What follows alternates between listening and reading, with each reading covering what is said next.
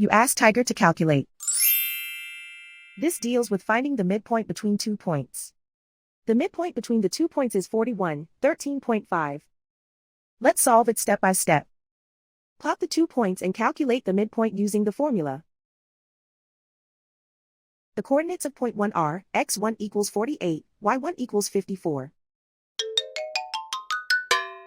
The coordinates of point 2 are x2 equals 34, y2 equals negative 27. PM represents the midpoint of the 2 points.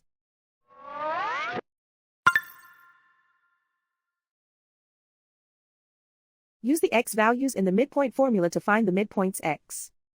x1 equals 48.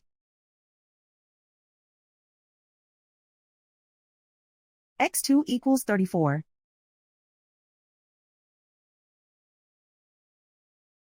Simplify the arithmetic.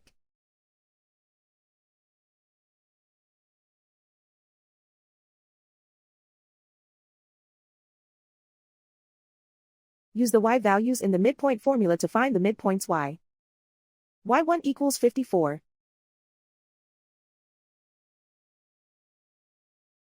y2 equals negative 27. Simplify the arithmetic.